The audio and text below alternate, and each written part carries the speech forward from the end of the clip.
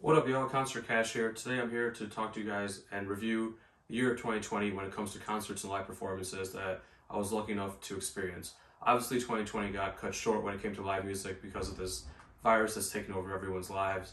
But at the same time, I was lucky enough to still experience a few live shows along with some virtual sets.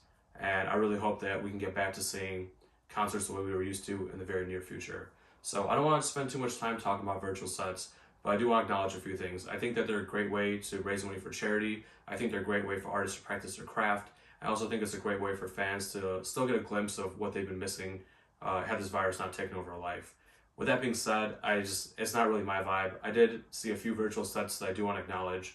Well, first and foremost is from one of my favorite performers that I can't seem to get away from, Sway Lee. This guy was just wilding the whole set. Like, oh my god, he was I don't know what he was doing. Like, he was acting like he was in the middle of a mosh pit and there was no one there. He was like in his house recording.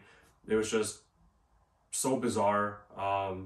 And you know how I feel about Sway Lee, so I'm just gonna leave it at that. Next up, I want to acknowledge Porter Robinson's set, which I thought was good, but also I just firmly believe that God does not want me to see Porter Robinson. I tried to see Porter in 2017 at Lollapalooza, and it got rained out. We saw maybe a few minutes of his set, and that was it.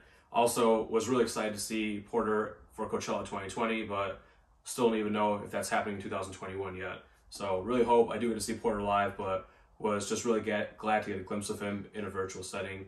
And at that same fest, Porter Robinson's fest, Sanho did a virtual performance, and I really enjoyed that performance in particular. That we had the candles going, and he was debuting some music, and I really like Sanho, but really enjoyed the vibe. And that's all I'm gonna say about virtual sets for now.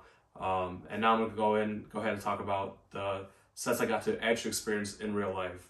So I actually only got to see 10 performances, so this is a perfect way to do the top 10 concerts of 2020.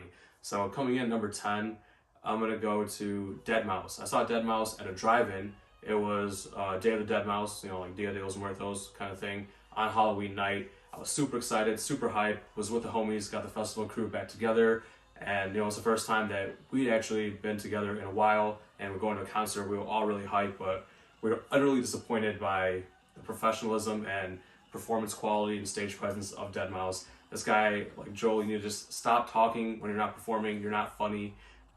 He had Kaiser come out and perform a collab, but his audio went out, and he literally interrupted her in the middle of her just going through it like a champ, and it just destroyed the whole vibe. I actually thought it was part of the set. I was like, damn, this girl is so talented.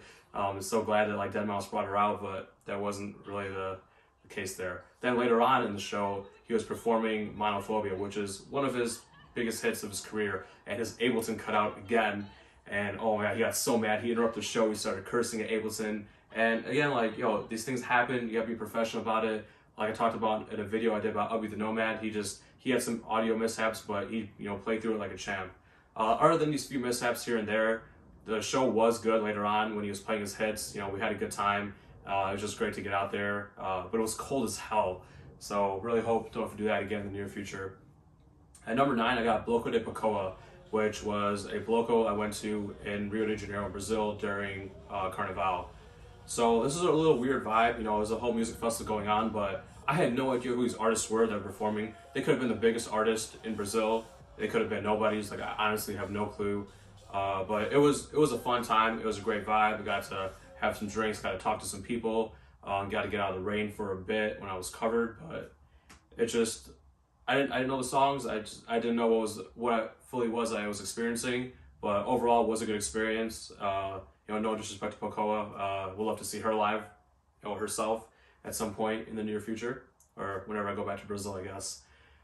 Number 8 was the Maxim Super Bowl party. So this was one where I got to see, it was Rick Ross, Tory Lanez, and Lost Kings. I didn't really see Rick Ross. He was just leaving the stage as I was arriving to the party. Russ, I talked about on Instagram, straight trash, but he had some bangers out and he played them, but I just didn't think that he really cared about the performance. I mean, it's a Super Bowl, I get it. And then Lost Kings came through later to close out the show. It was great hearing their music because I was excited to see them at Coachella, but Coachella didn't happen. At the same time, we were just all vibing at the party, not paying too much attention to Lost Kings, but still excited and grateful that I got to see them. Coming in at number 7 was Adventure Club. Adventure Club was another show went to at a drive-in. This was a little bit different experience. I listened to Adventure Club a little bit, and I'm a future bass kind of guy. I wanted to hear songs like Crash and Already Know and Next Life, and I heard those eventually. But the first like half hour to 45 minutes of it straight was just so dubby, and it's not really my scene. I guess in a big crowd I can appreciate it, but when it's just me and a couple of people, it wasn't what I really wanted. Next, at number 6, I got the Mason Courvoisier party that I went to after All-Star Saturday Night in Chicago. This included performances from Gunna, Tory Lanez, and Pusha T. Unfortunately, as usual, I arrived late, did not get to see Gunna, and I really wanted to see Gunna at some point. I wanted to see him at Coachella last year. I put him on my wish list for 2020. Still haven't seen him, but hopefully that happens.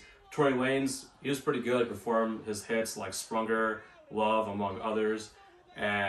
But then you had Pusha T come out. Pusha T's set was really short. He may play like 2 or 3 songs. He's kind of just there so he didn't get fined. But Pusha T performances are usually really lit, and this was no different. Number 5, I have A-Trak. A-Trak I went to see in Miami after the Super Bowl. It was a Bud Light party where they were just saying thank you to all the people that helped out with the Super Bowl, and they had A-Trak performing. It was a really intimate vibe with some good drinks and just good music. I honestly really enjoyed myself. I'd seen A-Trak a few times before, and so I was glad to see him again. I actually got to meet him this time, and that was an experience because I have so much respect for A-Trak, his story, and what he's accomplished. At number 4 is Tori Moy. I saw Tori Moy at the House of Vans in Chicago, where he was actually unveiling a clothing collaboration that he had put out, and he was doing a performance after that. And this whole venue and just the whole thing was so crazy. He had the way the lights were going, the way he was doing his music, and I just really enjoyed myself. Unfortunately, I wasn't a big fan of Tori Moy at the time. I didn't really listen to much of his stuff, and now that I do, I kind of wish I could experience it again just so I can really appreciate that event for what it was. Coming in at number 3 is DJ Diesel, aka Shaquille O'Neal, who I got to see on All-Star Saturday Night after the Mason Courvoisier party, and this was at Dance Nightclub in Chicago. This was honestly such a great performance. I had no expectations going to see Shaq, and after I watched him, he was really good. He surpassed any expectation I would have. He had the whole place jumping, and I've been to that club so many times. I had never seen it that packed. I had never seen it that lit. So hats off to Shaq. I would love to see him again, hopefully in a music festival kind of setting. At number 2, I have Kanye West's Sunday Service, which I saw at the All-Star Game in Chicago. It was really hard for me not to put Kanye West number 1, just because I'm a Kanye stan. This was typical Kanye performance. He just came out. He did a little bit of ranting, talking about how Jesus is King is such a revolutionary album. Talked about himself a little bit, but overall, just the way he set the vibe with the lighting and the fog, and the performance was great too. It was better than Sunday Service that I saw prior because he actually performed stuff off Jesus is King, which we were all vibing to at the time. And at number 1, I'm gonna give it to Lady Gaga, who I saw at the Bud Light Festival after the Super Bowl, or the day before the Super Bowl. And Lady Gaga came out and she just killed it. Very contemporary performance. Had this whole message of inclusion, which, fast forward, that's what this year has been about, was inclusion. She played all her hits, had the whole place jumping at times, swaying at times, just experiencing all these emotions. Really glad I got to see Lady Gaga live. Really, wasn't someone I was expecting to see, and we just happened to walk into the show and she was there, and it was honestly really good. So that's my top 10 of 2020. I really hope 2021 presents me with opportunities to see concerts in the way I want to. We all go out and get this vaccine, and hopefully we can meet up at a music festival or even at a venue in the near future. Thanks a lot, guys.